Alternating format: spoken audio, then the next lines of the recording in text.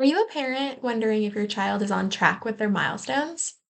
That's a common questions parents ask is how do I know if my child is on track growing and developing? Well, this video is meant to be a roadmap for parents to use to help ease your worries and know what to look for and when, and not to feel overwhelmed, especially if you're a first time parent. So, how do you know if your baby is growing and developing on track? So, really, we like to look at things and we like to say that the order in which your child goes through milestones matters more than when they achieve them. And so, we like to look at these in phases. So, we have phase one is the foundational phase. This is when baby is a newborn.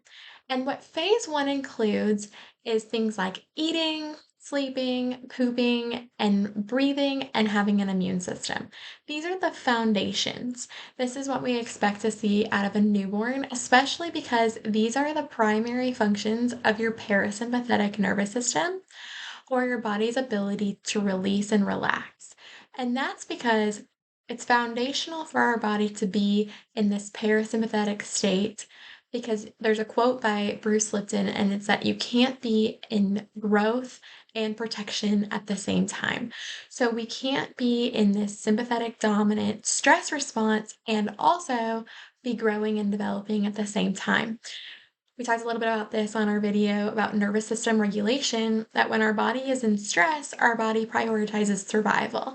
And so it's going to redirect resources towards survival oriented things versus things that are like growing and developing, things that are digesting, resting, those kinds of things. So inherently, a child to really function on the amount of growth and development that's taking place at that time of their life, it's amazing. 80% of the neurological development happens between 0 and 2 years old. And so, if you think how much your child is progressing in those times, even when you have a newborn versus a 3 month old, or a 3 month old versus a 6 month old, you realize how much growth and development is really happening in that time span. That you realize that their body is meant to be in this parasympathetic dominant state to really focus on growing and developing. So those kinds of things, like we said, are eating, which it's how is their latch? Is their latch shallow? Do they have a good latch? How is their digestion? Do they have things like reflux? Are they having constipation? How are those things going? Those are indicators on how your child is doing in this foundational phase. And how about sleeping? Do they soothe well? Are they calm? Are they falling asleep? Are they frequently irritated? Are they experiencing any colic? Those are indicators of how well their body is in this parasympathetic state. And then especially their digestion yields right into pooping. We want to make sure they're pooping well and often, and their body is one, moving things through, but two, absorbing things well in those nutrients for growth and development. And finally, the respiratory and immune system, we want to make sure that those are functioning well and optimally, and how much interference there is makes them more susceptible when different things come their way, especially sickness and things like that. So, what's phase two? So, we have a baby, it's been doing all these great things. It's eating, sleeping, pooping well, has a great parasympathetic nervous system. What comes next?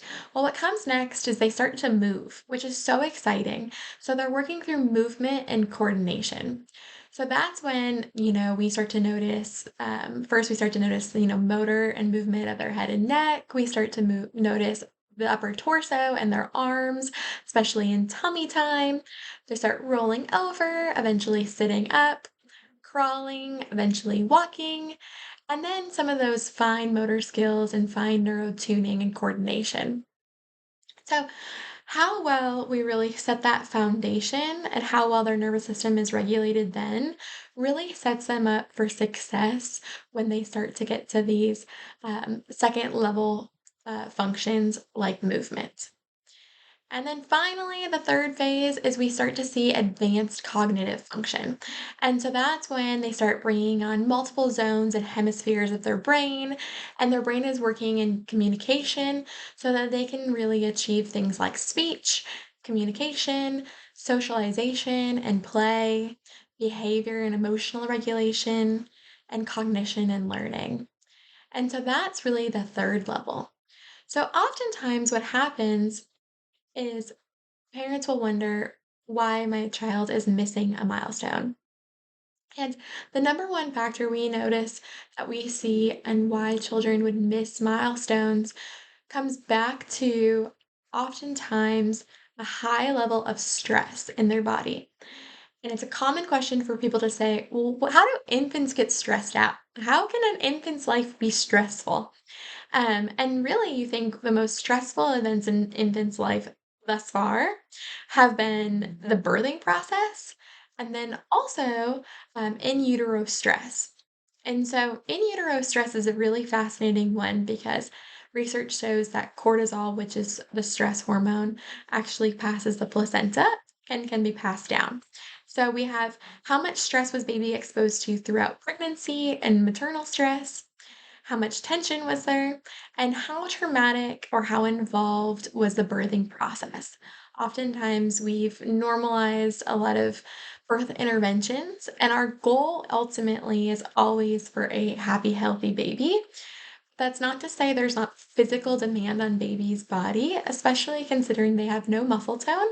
And so you think about how this physical demand, especially if there's things like forceps or vacuum or a C-section, the physical demand on baby's body and how that impacts them. So that's when we see a lot of these things, we see baby set up in this high stress state. And that's when we see that foundation of eating, sleeping, pooping. We're noticing more of those things that are off. And when we notice more of those things being off, it cascades into the different phases. And so we really want to make sure we prioritize a foundational level of nervous system regulation and allowing their body to rest, relax, digest, and they therefore from there they can continue to grow and develop.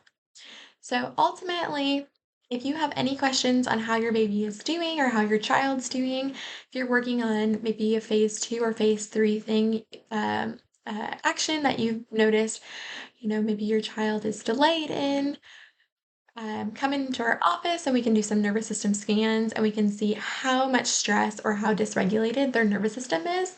That way, we can really focus on that foundation to really allow your child to thrive.